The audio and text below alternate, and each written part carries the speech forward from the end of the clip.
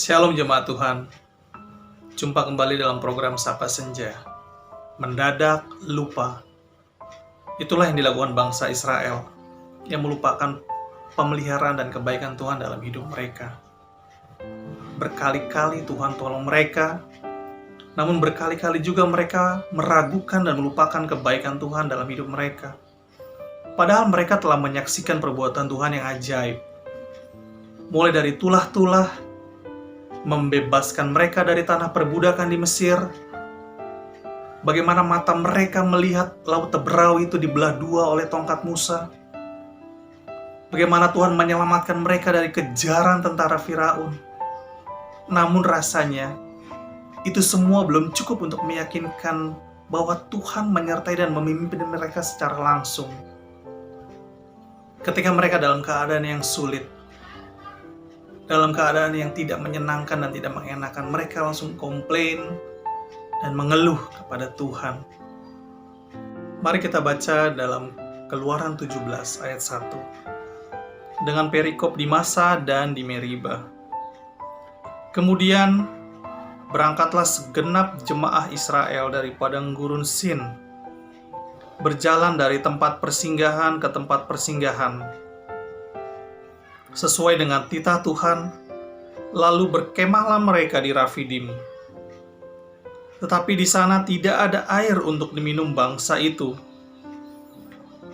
Di ayat ini menceritakan bagaimana Tuhan membawa mereka dari padang gurun Sin menuju ke Rafidim. Tetapi alangkah kecewanya mereka, sejauh mata mereka memandang, tanah itu gersang. Tidak ada air, tidak ada sumber mata air yang mereka bisa gunakan untuk minum anak mereka, minum istri mereka, atau untuk minum ternak mereka. Di tengah krisis air ini, pikiran mereka menjadi kacau, emosi mereka meningkat, dan bahkan lebih intens lagi. Di dalam Keluaran 17 ayat 2 dikatakan, jadi mulailah mereka itu bertengkar dengan Musa. Kata mereka, berikanlah air kepada kami, supaya kami dapat minum. Tetapi Musa berkata kepada mereka, mengapakah kamu bertengkar dengan aku? Mengapakah kamu mencobai Tuhan?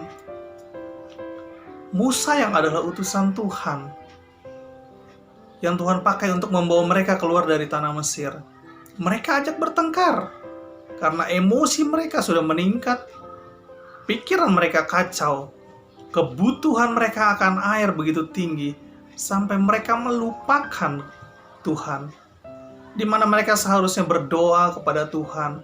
Dan bahkan di pasal sebelumnya, di mana mereka baru melihat dengan mata mereka sendiri, Tuhan menyediakan mana dan burung puyuh untuk pagi dan sore hari. Setiap hari mereka melihat itu. Di manakah ingatan mereka akan itu? Padahal mereka juga baru saja mengalami peristiwa di mana mereka tidak dapat minum air karena airnya pahit. Lalu Tuhan merubah air itu menjadi manis. Di manakah ingatan mereka akan itu? Tuntutan mereka yang terdapat di dalam ayat yang kedua, yang mengatakan, berikanlah air kepada kami supaya kami dapat minum. Dan pertengkaran mereka dengan Musa ini menandakan bahwa mereka meragukan dan bahkan tidak percaya dengan kehadiran Tuhan di tengah-tengah mereka, tidak percaya dengan pemeliharaan dan pimpinan Tuhan. Bukannya mereka berdoa, malah mereka menuntut kebutuhan mereka untuk dipenuhi.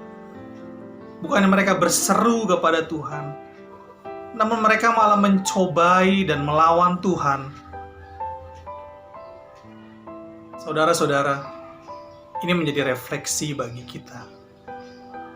Ketika kita diperhadapkan dengan situasi yang sulit, situasi yang tidak menyenangkan, ketika di sekeliling kita tidak ada jalan keluar, atau segala sesuatu terjadi tidak seperti yang kita harapkan,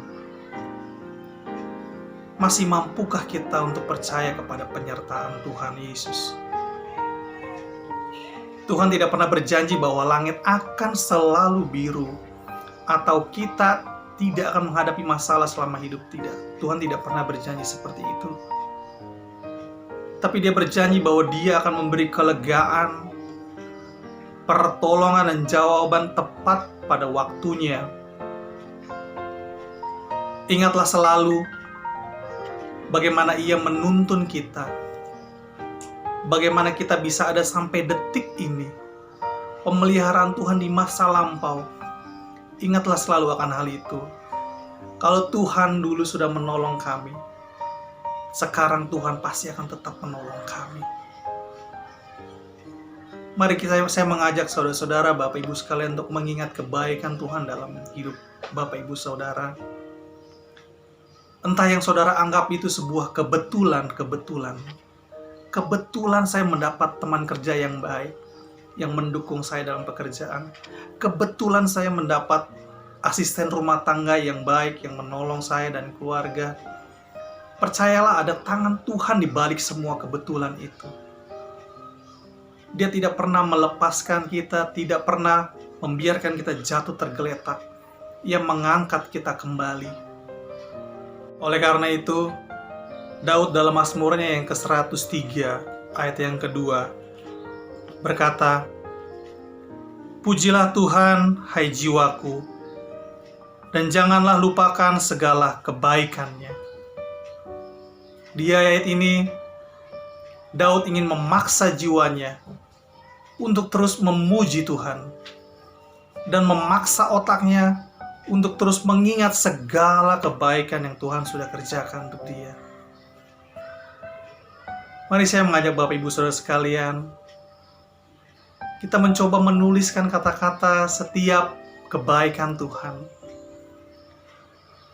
Lalu taruh di tempat-tempat di mana saudara bisa lihat, saudara bisa baca, sehingga setiap kebaikan Tuhan yang pernah saudara tulis akan saudara baca, saudara ingat, dan saudara tidak akan lupakan.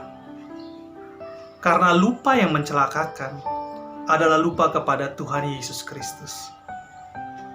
Demikianlah firman Tuhan kali ini. Tuhan Yesus memberkati. Amin.